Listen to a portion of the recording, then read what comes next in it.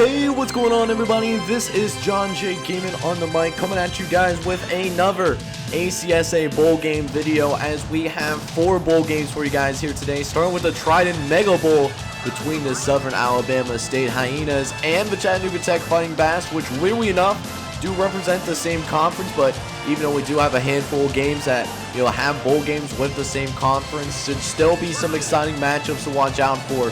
So make sure you smash that like button, as well as hit subscribe if you do happen to be brand new to the channel. As we'll cut right into the very first drive that's being shown here, as both teams are kind of going back and forth. Nothing too crazy going on right now, but that being said, Chattanooga Tech, they are on the warpath, trying to finally get some points on the board. A 25 ranked team in the nation, looking to remain in that top 25. We'll see if they can do it here. As now, 2nd and 5 coming up here. Hennessy dropping back, gonna try to get it over the middle, but it's incomplete though. Easily a first down that was missed right there, so they had to rely on the ground game. And then on that next play, they fumble the football away, giving it to the Hyenas of Southern Alabama State, who have phenomenal field position. ACSA tries to run for the first down as well, and he fumbles the football on top of that. So nobody getting any points yet, but we already have seen a pair of fumbles here, as Stewart is going to go ahead and pick up 7 yards on the carry. As now, 2nd and 3 coming up here for these Fighting Bass, as they're going to go ahead, drop back to pass. Looks like a shotgun. No, Hennessy actually going to run for the first down and is going to get it easily. Finally seeing a team get across midfield for the very first time today. We'll see if the Fighting Bass can do anything with it, but they throw an interception. Chattanooga Tech comes with the 2nd pick of his day. It's now 1st and 10 now coming up. Reed dropping back, trying to throw over the right-hand side. It is incomplete though. It's now 2nd and 10. Reed dropping back to pass, gonna try to throw it over the middle. That is also incomplete. So now we got 3rd and 10 now. Reed dropping back to pass. He's looking. Gonna throw this thing over the left-hand side. Gets it to Barrett. And Barrett gets down loose. And if it wasn't for that last defender, he was gone like a girl in a country song. In Southern Alabama State, they do end up stalling. So a 4-point swing right there, although the Hyenas do still get on the board first to begin this ball game. Southern Alabama State now enjoying a 3-0 lead here in the Trident Mega Bowl. Now, here we go. 1st and 10 once again. Reed in the shotgun. Actually going to toss it over to the right-hand side, but that is incomplete as well. Led him just a little too far there, as Reed will have to try again. This time, he is going to contend with his man, Asante, who drops a nice little spin move, but can't really get upfield though. It still remains as a 6-yard gain on the play. It's now 3rd and 4. Reed dropping back on the front of the right-hand side. Gets it to ACSA again.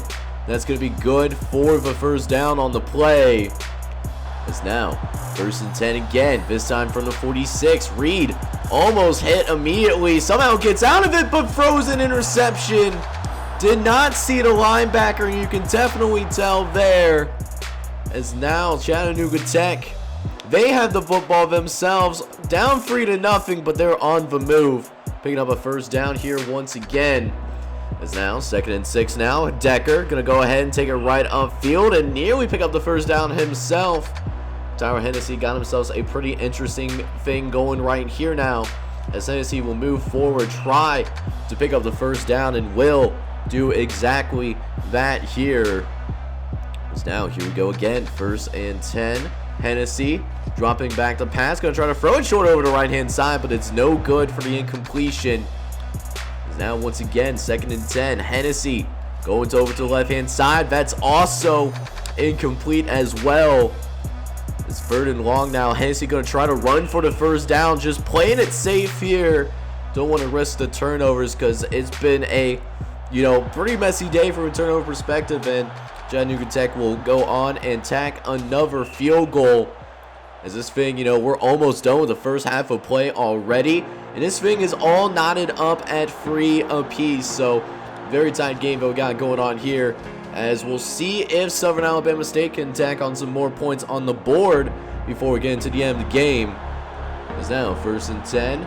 Reed dropping back to pass, throwing the right-hand side, gets it to Helsinki, who is going to pick up 6 more yards on the play. Nice little gain. It's now 2nd and 4 now. Reed going to try to toss it once more, but miscommunication.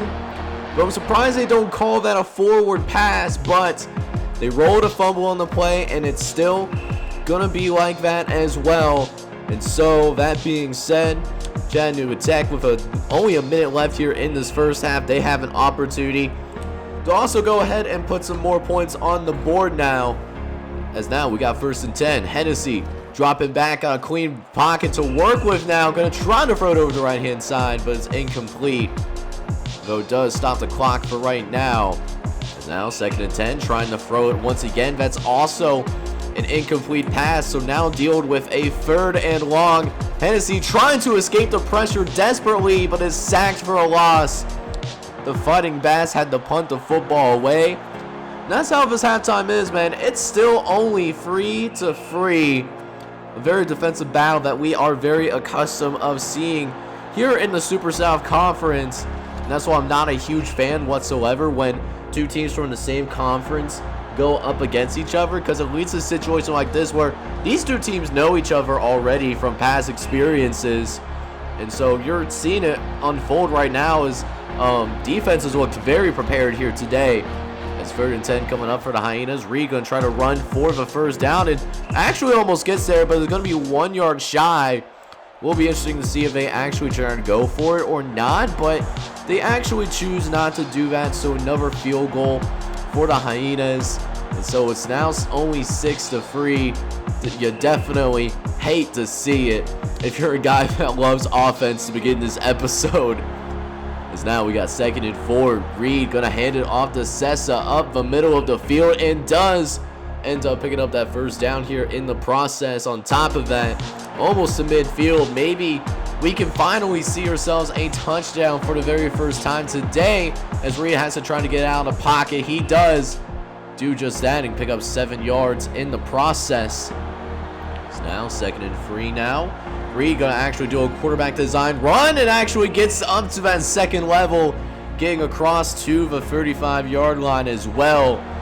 As Southern Alabama State draws closer, 1 more 1st down will get him into the red zone, although we might see something here, but it's incomplete. Overthrew his receiver.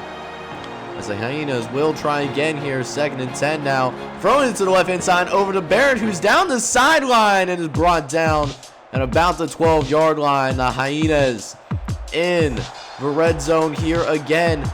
Can we see some touchdowns here, please? I am begging you, game. As Reed going to go ahead, try to go out here and get a 5-yard gain in the play. Nice little thing, but it does contract the end zone a little bit.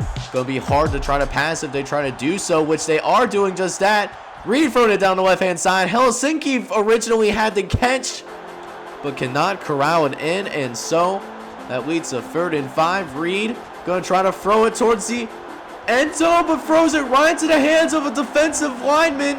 Crouches downfield. 2 guys can't make the tackle. Free. Is there going to be a forfeit? Going to be able to catch him. He has a chance to go all the way. Touchdown. Coast Chattanooga Tech. What a pick 6. Great play. And that's how we get our first touchdown in this game. A pick 6. What a fitting way to get into the end zone as they try to go for 2.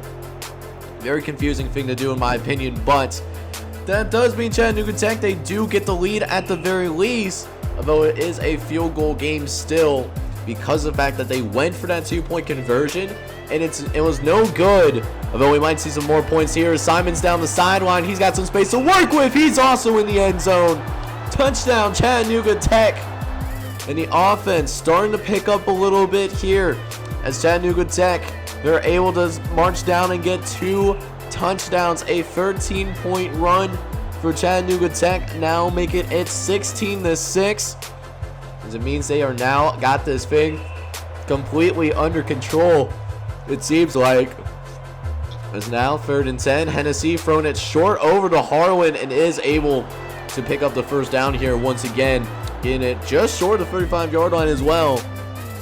It's now a few plays later now, 3rd and 8. Hennessy going to go ahead and center this thing a little bit, get closer into field goal range as Chattanooga Tech will go ahead and tack on another field goal as Southern Alabama State continues to have a really tough time getting their offense going. And now Chattanooga Tech, all they have to do is really run out this clock and they'll be good to go. As we got a 2nd and 5 here, Hennessy going upfield and actually sliding down for the first. That's it. Tyler Hennessy again. 1st and 10 coming up here. Gonna drop back to pass. Gonna throw this thing over the middle to Burlington, but they fumbled the football though. And hang on here, ladies and gentlemen. This thing is far from over here as Reed will go ahead and take it upfield. A 6-yard gain on the play right there. The Southern Alabama State trying to get themselves back to this game. You want to try to save the timeouts if you can, but also you have to get into the end zone. That is what you got to do here. We'll see if Southern Alabama State can get it done here as Reed will drop back, trying to throw it. And it's incomplete. He had 2 guys open, but he threw it in between both of those guys. So very unfortunate right there as Southern Alabama State, they got to try to pick up the pieces, but now facing 3rd and long, things aren't looking good. As Reed will drop back to pass, he's looking and actually gets sacked in the backfield. Huge sack for Chattanooga Tech. And Southern Alabama State, they actually decide to go for the field goal, which doesn't help them whatsoever because, yes, it puts points on the board, but it still makes it a 2-possession game. So very head-scratching moment for this coaching staff. As now Southern Alabama State, they got to march down the field quickly 2 more times, or you could just fumble the ball, end the game. And that's what's going to happen here. Chattanooga Tech win this game 19-9 and become the champions of the Triton Mega Bowl. So now we'll move on to the next bowl game that we have here in today's ACSA episode. We have the Ron Pearson Show Bowl, which does feature another Super South Conference team in the Coastal Alabama Braves, taking on the Detroit State Pit Bulls, coming in ranked number 23 in the nation and representing for the Big North Conference.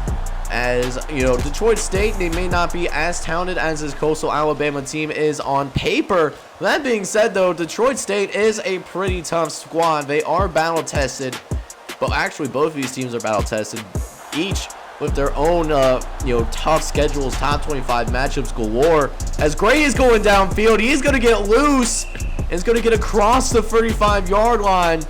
So a good start for the Coastal Alabama Waves here, as we are on the very first drive of the game. As Crouch will drop back to pass, he's going to try to throw it down the middle of the field. It's nearly intercepted, but the defensive back could not make the play ultimately. So Coastal Alabama still holding on to the football for right now. Crouch facing pressure up the middle of the field, gets out of there, gets struck down from behind, gets himself back up, dusts himself off. Get ready for another play here, 3rd and 2, but it's blown up.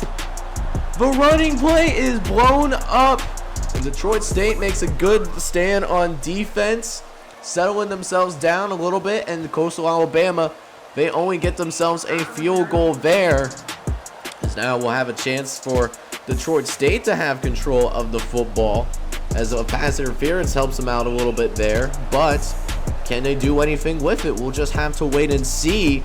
As now we got 2nd and 10. Vaughn dropping back, gonna throw this thing over the middle, but it's incomplete though.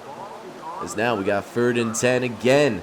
Vaughn dropping back, gonna throw this thing over the middle, but it's intercepted by Austin, who's gonna take it downfield. Get it to the original line of scrimmage as well. So now Coastal Alabama, they're in striking distance, but they fumbled the ball too. A turnover costing them some more points. And so even though they had great field position to work with, it still remains just 3-0 here, as it could still go either way. As now 1st and 10 again. Vaughn dropping back to pass. He's looking around, gonna throw this thing over the middle, finds Zubai, who's down the field but fumbles the ball though. And Coastal Alabama, they will recover as well. And so the ball is back in the hands of the Waves of Coastal Alabama. And we'll see what they can do with it. We have seen 3 consecutive drives that have ended in fumbles, and we're still not even through the first half of the first quarter yet. You know, this is still a very early game. Hopefully this is not a warning for what is to come for both squads here. We'll see who settles down first. It's now 1st and 10. Crouch dropping back to pass. He's going to throw over the middle. Finds D.D. Coward, one of the best wide receivers in all of college football. 1st down, Coastal Alabama. And now they're on a roll again with the white vans. Crouch will drop back the pass, so throw his thing over the middle. Tight double coverage, but still almost got that pass completed anyways. But still only counts as 3rd and 8. Crouch have to throw it quickly to Gray. It's incomplete, but there's a pass interference on Detroit State, which gives them another 1st down to work with. It's now 2nd and 9. Couple plays later now trying to throw this thing over the middle. That's incomplete as well. So another 3rd and long coming up for the Waves of Coastal Alabama. Crouch dropping back the pass, so got plenty of time to throw it. Actually going to try to scramble though. Didn't like what he saw on field, and so trying to pick up the 1st down. Didn't quite work out, but Coastal Alabama tacks on another field goal and makes this thing a 6-0 game here, as they are ready to finally kick this thing off to the Detroit State Pit Bulls. A very rainy day, by the way. Could be a great equalizer here, although Coastal Alabama having a tough time on the kick return. Can't bring him down and somehow gets out of the pile. Oh my goodness gracious, he is gone. Like a girl in a country song. Touchdown, Detroit State. And the Pit Bulls, man, they get on the board for the very first time today. And on the 1 kick return, Detroit State now has themselves the lead.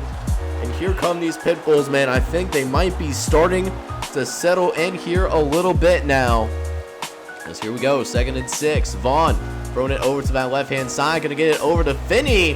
Finney is able to get a 5-yard gain on the play. It's now 3rd and 1 coming up now.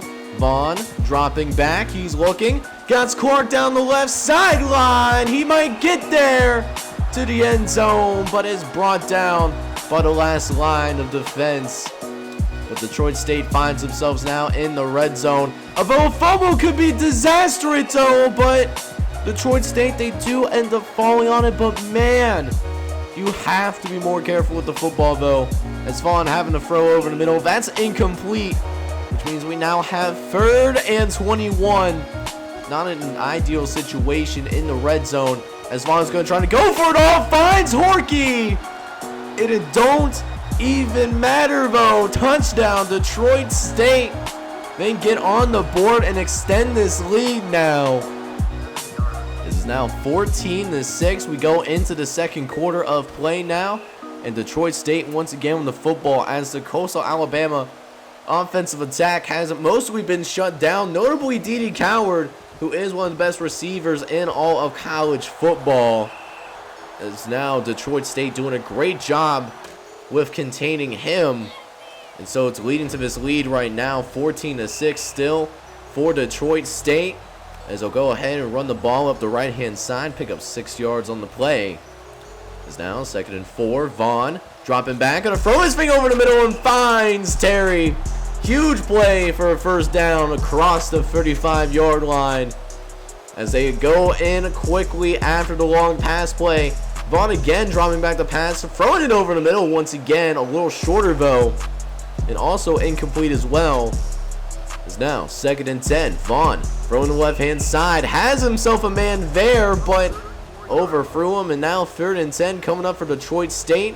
Vaughn will drop back the pass once again. He's looking around, trying to pick up the 1st down himself, but it's going to be well short. However, the Pit Bulls will go and get a field goal on the board. So that now makes it a multi-possession game, and we'll see if Coastal Alabama can get themselves going, man. They have certainly struggled in this game. 2 field goals and also 2 turnovers. Not what you want to see if you're the offensive coordinator for this Coastal Alabama football team. But again, we'll see if they can get themselves together. They got a 1st down there at the very least. As now 1st and 10. Crouch dropping back the pass, throwing it short over to the right-hand side, but again, he leads them too much. So now 2nd and 10 now. Crouch going to go upfield, breaking some tackles though, and able to pick up the 1st down here as well on top of that. As it gets it across the 45-yard line. is now 1st and 10. Crouch gonna go ahead and throw his thing over the middle, but it's incomplete though. So now 2nd and 10 now. Crouch dropping back. He's looking, gonna go over the left-hand side. Kinslow making the catch, and what a throw by Coward. Jesus Christ. As now we are here. Tim Crouch, you know, he wheeling and dealing a little bit on this drive, but I spoke too soon though as he throws an interception. Literally a few plays later, we see the good of Tim Crouch, and then we also see the bad of Tim Crouch. And so that does mean Detroit State, they have themselves the football once again. And not much time left here in this first half, less than 2 minutes left to play. As Vaughn will drop back the pass on this 1st and 10. Gonna go down the sideline though, but it's incomplete. So now 2nd and 10 coming up after the long pass play did not convert. Clark gonna try to run it and is gonna actually fumble the football himself though. Turnovers continuing to be an issue for both teams. You know, not just Coastal Alabama. We'll see if either team can pick it up a little bit.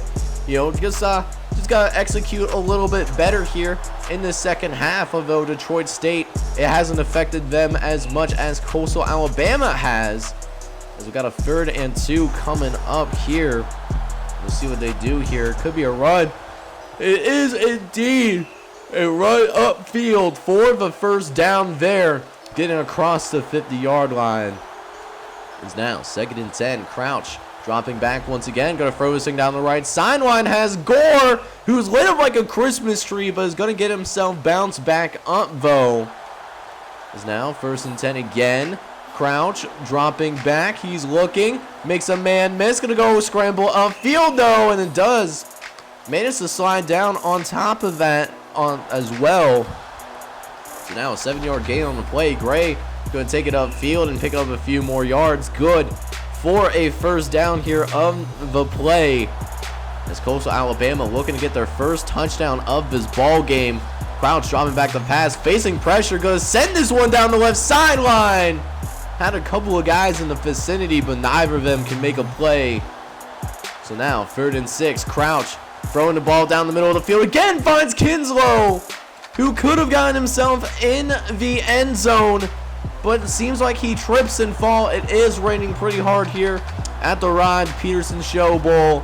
As Crouch is dropping back the pass again. Going to go ahead, run up field, and is nearly able to get into the end zone, but it's just 1 yard shy.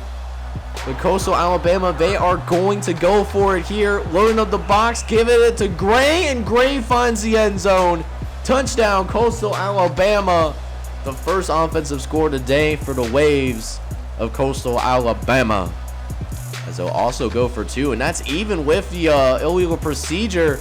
Knocking them back to the 7-yard line. They're still going for 2, and that's why you don't go for 2 points, as it also means Adam Crouch is hurt for a few plays. But so depending on how long this drive is for Detroit State, that we might be able to see the backup quarterback for Coastal Alabama here in the Rod Peterson Show Bowl. But we're now to Coastal Alabama. They got a job to do. They got to make sure that they don't allow any point. I always do another touchdown per se, so that you can keep this a 1-possession game. Got to keep it close. See if we can get a rally here in the 4th quarter. As Vaughn will drop back the pass, throw it to the right-hand side. That is incomplete, however. So 3rd and 6 is what's going to be a big play for both teams. Wolf, though, making some stuff happen, but still short of the marker. Actually gets shaken up a little bit. So the defense does its job. They keep it a 1-score game, but this offense for Coastal Alabama has simply not done any favors at all here today. And we're seeing it right now as Detroit State again has the football, and here in the 4th quarter they have a chance to go ahead and put this game away. Now whether they actually do or not, that is to be determined, but right now it's looking good for the Pit Bulls of Detroit State as they're driving down on the 33-yard line, trying to throw it to the right-hand side, but looks like Vaughn's hand was his. He's thrown.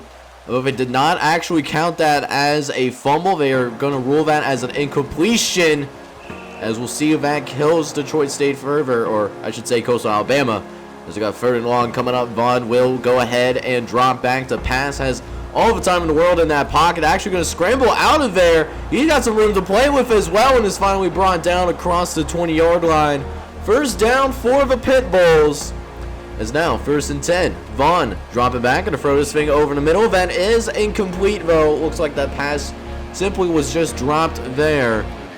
As now they'll go ahead and run the ball up the middle. Clark has some space to work with and somehow finds his way into the end zone, though. Great vision leading to the touchdown, and Detroit State actually does pull away and win the Rod Pearson Show Bowl, winning by a final score of 27-12 against the Coastal Alabama Waves.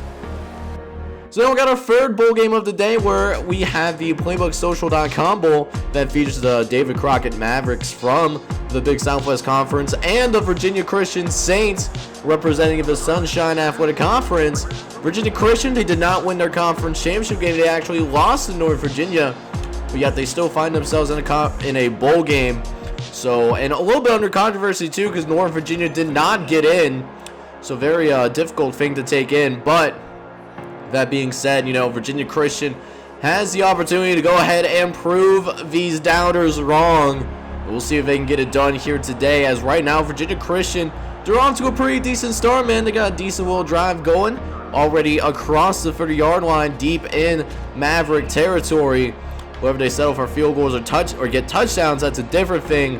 That was what really killed them at Sunshine Conference Championship game. They were able to move the ball, but when it mattered the most, they could not move it in the red zone. They had to settle for only 2 field goals. But right now, looking good for Virginia Christian. They got 1st and 10 to work with, as Cashman will go ahead, run up the middle of Clark, and he's going to be able to pick up 5 yards on the play, leading to a 2nd and 5, although 2 plays later, the Saints look like their drive might stall out here. Going to try to run with Clark again, but this time the David Crockett offense, or defense I should say, they stiffen up. And VCU again, continuing the trend for the conference championship game, they had to settle for a field goal. But another problem that the Saints had, man, they really struggled defensively. They gave up 30 points to North Virginia, and they're going to give up another touchdown here. Olivier's down the sideline, touchdown, David Crockett. And they're going to go ahead and take the lead here. We got to convert. Actually, they're going for a 2-point conversion as well, though. Hill going to throw it over in the middle, find Smith, I should say. That's good for the 2-point conversion.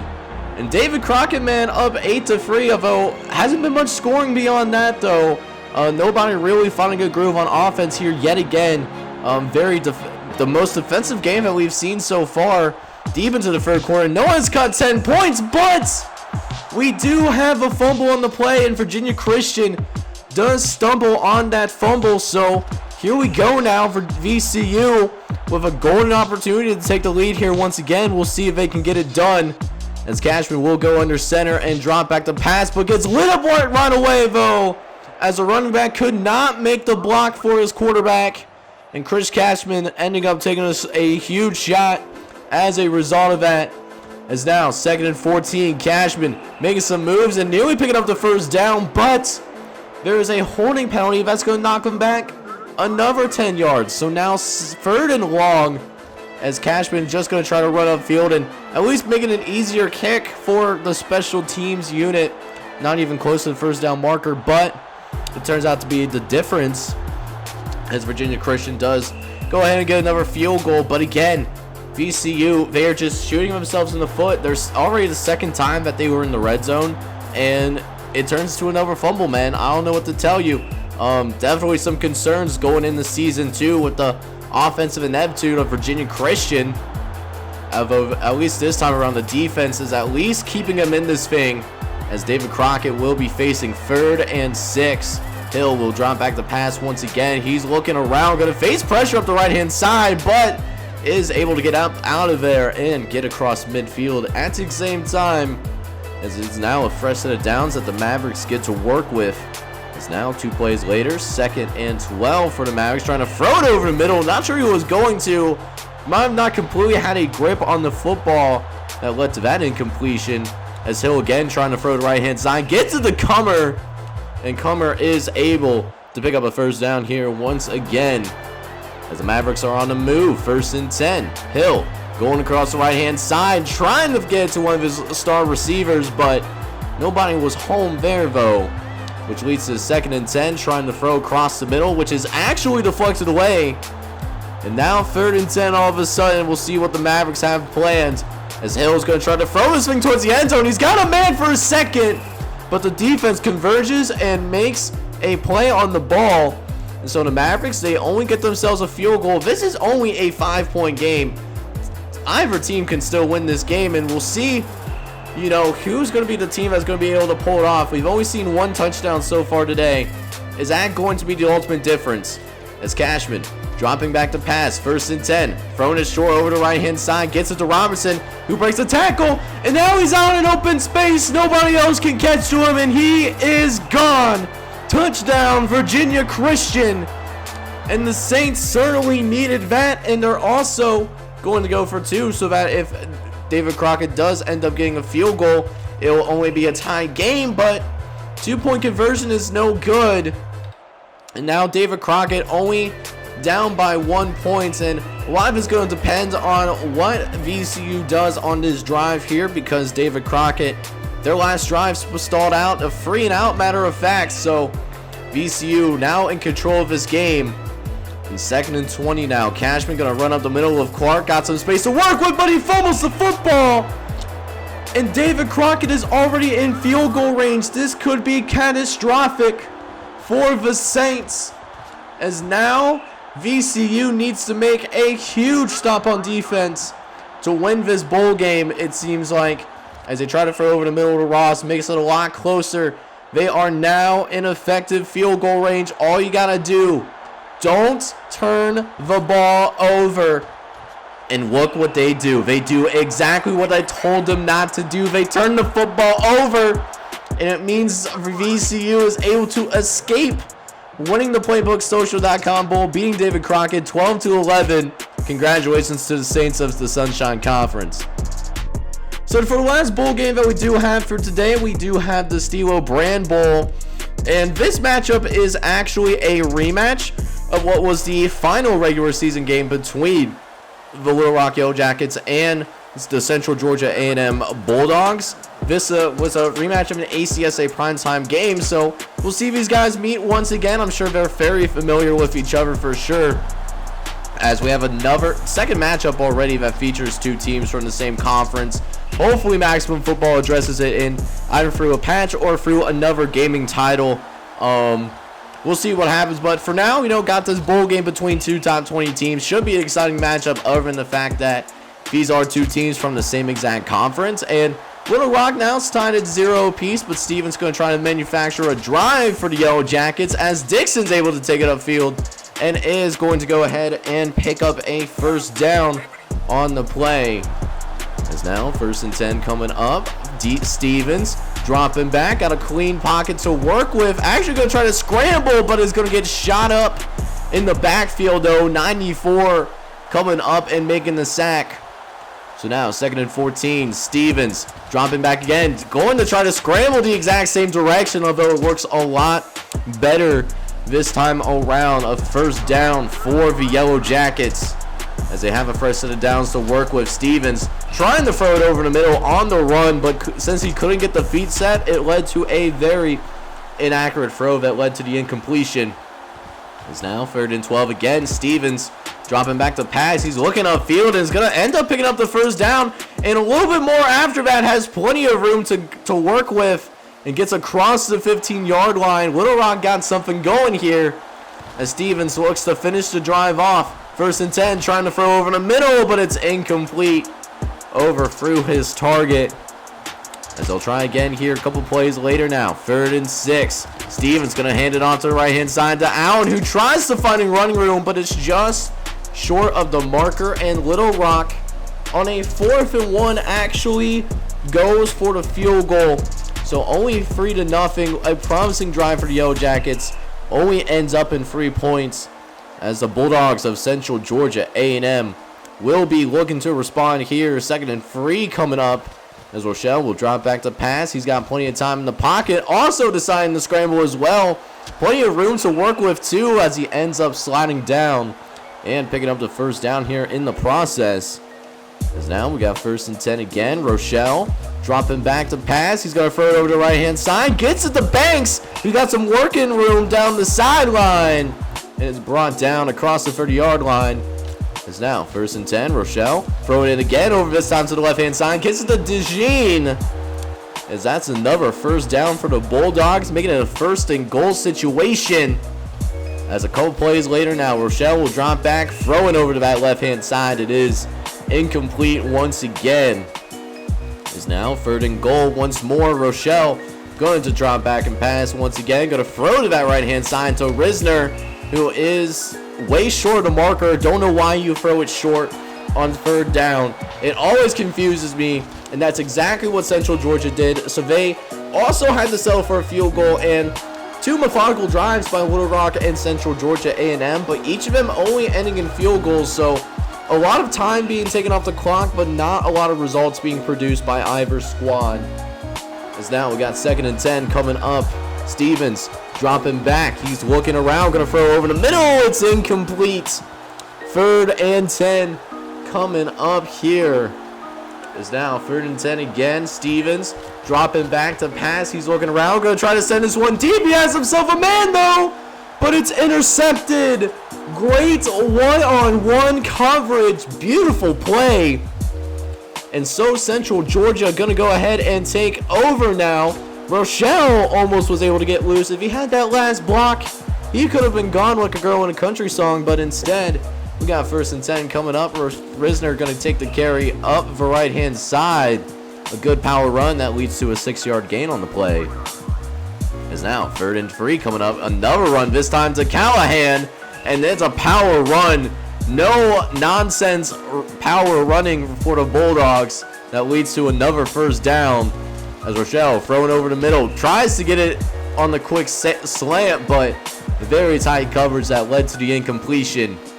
Is now 2nd and 10 again. Rochelle dropping back. He's looking around. Gonna throw this thing over the middle. Has a man, but Banks cannot hang on to it. Unfortunately, it's knocked away. And so now 3rd and long coming up for the Bulldogs here. Rochelle having to drop back. Gonna try to run for the 1st down marker. And since there was not a single quarterback spy, it was actually a lot easier than originally planned. Is now 2nd and 11. Rochelle dropping back again. Doing another quarterback scramble, trying to dive for the 1st down marker. Gets lit like a Christmas tree and doesn't get to the marker still. So another 3rd down coming up for the Bulldogs as they try to throw over the middle again. This is also for an incompletion. Is now 1st and 10 again. Rochelle running it up the middle to Risner, who is going to go ahead and pick up the 1st down there on that play. Is now 2nd and 7 coming up. Rochelle dropping back. He's looking around in the pocket. Going to go upfield. And he is going to be tossed up into the air. But again, Rochelle, a very tough kid on these runs, man. Able to bounce himself right back up. And he's going to continue playing for the Bulldogs. You can see why as he gets a strike over to Thompson. Leading the 1st and goal. Central Georgia with an opportunity to take the lead here. We'll see if they can do it here as they try to throw over the middle. But it's deflected away at the very last second. As the Bulldogs will have to try again now. 3rd and goal. Rochelle trying to throw it over the middle. Nobody really home. Might have been batted at the line of scrimmage. And so Central Georgia leads to another field goal. Another methodical drive for the Bulldogs. That only turns to another 3 points as we see another. Seems like another defensive slugfest as we're already here in the 2nd half, and we only see 9 combined points between these 2 squads. We'll see if we can see some more offense here in the 2nd half as Rochelle will drop back the pass on a 3rd and 6. Who's going to go ahead and scramble upfield and is just shy of the marker. So another field goal for the Bulldogs, making it a very exciting 9-3 game. No, this is not your average baseball game. As Rochelle will take it upfield, going to go ahead and slide down. Pick up the 1st down once again. At least the defense playing phenomenally well for the most part. As Rochelle will drop back again. 1st and 10. Going to try to throw it upfield. He has a couple of guys. Thompson almost makes the catch off the tip, but cannot hang on to it. That would have been a top 10 ESPN plays nominee. But instead it comes down as an incompletion as Rochelle Going to try to throw it down the middle again. But this time could not set the feet, and it's incomplete. So now here we go. 3rd and 10 coming up. Rochelle having to drop back the pass. Facing pressure. Going to send one downfield. He's got a man wide open. It's Banks beating the top off the defense. He was gone. Touchdown, Central Georgia A&M. And they really start to open up this lead here a little bit. A 16-3 game between the Central Georgia A&M Bulldogs and the Yellow Jackets of Little Rock. Is now 16-3. Going to go ahead and take it up the left sideline. He's got some space to work with, but fumbles the football though, and Central Georgia recovers. Here come the Bulldogs, man. As Central Georgia looking to capitalize off the turnover from the special teams unit. This time around, Little Rock needing to come down with a stop here. This could be a very important moment. This drive right here from a momentum standpoint. As Rochelle, 2nd and 5, getting it out to the left-hand side. Got Banks, gets it across the 10-yard line and is out of bounds at the 6. Voco plays later now, facing 3rd and goal though. Rochelle trying to throw it over the middle. It is incomplete. So Little Rock, they do contract in the red zone as Central Georgia settles for another field goal. It still remains a 2-possession game. We're now in this 4th quarter, man, and Central Georgia, still got this 2-score lead, but Little Rock, they're not going to give up just yet, though. As now we got Stevens dropping back the pass. He's looking around on his 1st and 10. Stevens out in the open and gets the first down as well. Nice run by Stevens. As Yellow Jackets have a new set of, downs to work with. As 1st and 10 again, Warmly gets a nice throw to the left sideline. Right in a place where only the receiver can make the catch. And now on the 1-yard line, Steven looks to punch it in and dives into the end zone. Touchdown, Little Rock. And a 2-point conversion away from making this a 1-score game. The Yellow Jackets need this 2-point conversion, and they can't get it, though, as Central Georgia dials up the pressure, and it's the correct call to make. So it remains a 2-score game, though, only a 10-point difference. As it's time for Central Georgia's turn with the football. Rochelle going to scramble on a 3rd and 4 and pick up the first down. That marks them just outside of the 35-yard line. It's now 2 plays later now. Rochelle dropping back to pass. Going to throw it to the left-hand side. Gets it to Thompson, though. Gets it across midfield. Central Georgia got themselves another drive. The offense really starting to heat up right now. As now a few plays later, Rochelle going to do another quarterback-designed run that is good for another first down for the Bulldogs. It's now 1st and 10. Rochelle dropping back, throwing to the left-hand side. Gets it to DeJean, who picks up the first down here as well. On top of that, as Central Georgia, they are rocking and rolling right now. Rochelle across the middle. It's deflected away, though.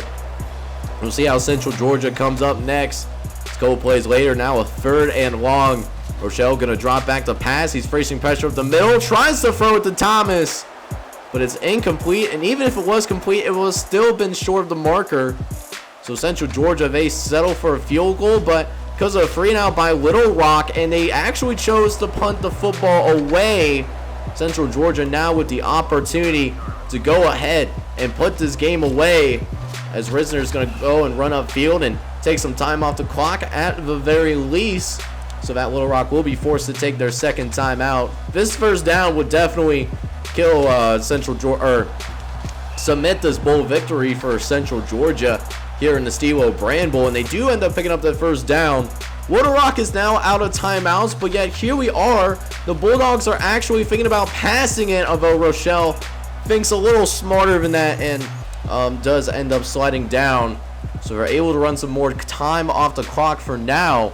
But for how long is Rochelle doing another pass, this time to Thompson, who ends up picking up the first down once again. But still, you have the lead, you have the ball, just run the ball. That's all you have to do. It's nothing too terribly crazy right now, man. As we got a 2nd and 3 coming up here. Is now Rochelle again choosing to drop back the pass, and now I see why, as Callahan gets loose downfield. He's going to actually be brought into the end zone. And that's going to be an exclamation point for the Bulldogs as Central Georgia A&M wins the Steel O'Brien Bowl, winning this game 29-9 against the Little Rock Yellow Jackets. So more of a defensive matchup that happened here today, as you know, all of the higher ranked teams in today's bowl games, they all end up winning. Trident Mega Bowl goes to the Chattanooga Tech Fighting Bass. Detroit State winning the Ron Pearson Show Bowl. The Virginia Christian Saints, who are the only team representing the Sunshine Conference, they narrowly win the PlaybookSocial.com bowl game. And then finally, in a matchup between two teams that played in the final regular season of the ACSA, Central Georgia A&M once again beating Little Rock by a final score of 29-9. And things are only going to heat up from here. Next episode on Wednesday, we have 3 bowl games that are in the works. The Go Life Bowl taking place in Nebraska, sponsored by the Sing Second podcast. Herbert Hoover, ranked number 18 in the nation, going to go and play the Eastern Pennsylvania Beavers, and what should be a very good matchup between these two teams. After that, we'll actually have a rematch in the Big North Conference, as Southfield will play DeKalb A&M in the Puerto Rico Bowl. And then to end Wednesday's episode, we'll have the Scout Scoops Bowl, where the Amazon Delivery Boys from the Big Pacific Conference will play the Hayes College Indians that do represent the Big Southwest. It's going to be a really good one. Some great bowl games that we have seen so far in these past couple of weeks, and it should continue. So if you enjoyed today's bowl game episode, do me a favor and please smash that like button, as well as hit subscribe if you have to be brand new to the channel. Visit John J. Game on the mic. Hoping you guys are all out there having a wonderful day. Take care, everybody.